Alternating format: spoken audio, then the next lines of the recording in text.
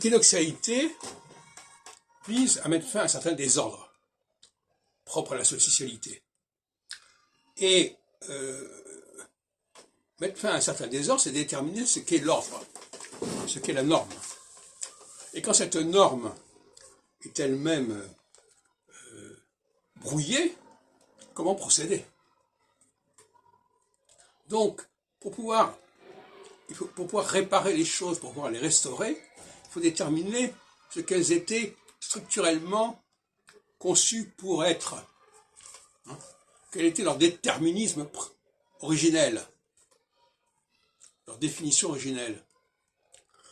Par conséquent, c'est à cela que je m'attelle en général, déterminer une norme, un point de départ, et voir jusqu'à quel point on s'est éloigné de ce point de départ.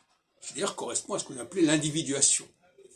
Alors l'individuation, c'est intéressant, c'est constater l'écart, le gap entre la norme et ce qui se passe à un moment donné chez telle personne à tel moment. Les variations, les variables. Mais si on n'a pas accès à ces normes, si on n'a personne pour établir ces normes, où va-t-on? Donc la grande question, c'est qui est capable, qui est gardien de la norme?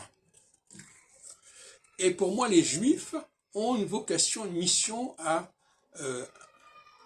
restaurer, rétablir la norme. Je crois que Freud parlait de la loi du père, enfin bon, on va vérifier ça. En tout cas, la loi, justement, c'est la norme, rétablir la loi dont on a perdu le sens.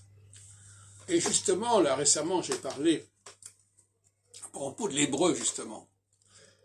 J'ai montré que c'est une langue, l'hébreu moderne est une langue complètement abâtardie, corrompue. D'ailleurs, d'une manière générale, il ne faut pas réduire le judaïsme ni à Israël, l'État, ni à la langue hébraïque actuelle. Et donc, les gens vont dire, ah oui, mais c'est comme ça que ça se passe, c'est comme ça qu'on pratique. Non, la pratique rituelle peut être déformée, peut être corrompue, peut être altérée. Et il est important qu'il y ait des gens qui soient capables de critiquer, de restaurer cette pratique dans son principe premier, avant qu'elle ne se soit bâtardie, qu'elle ne se soit hybridisée.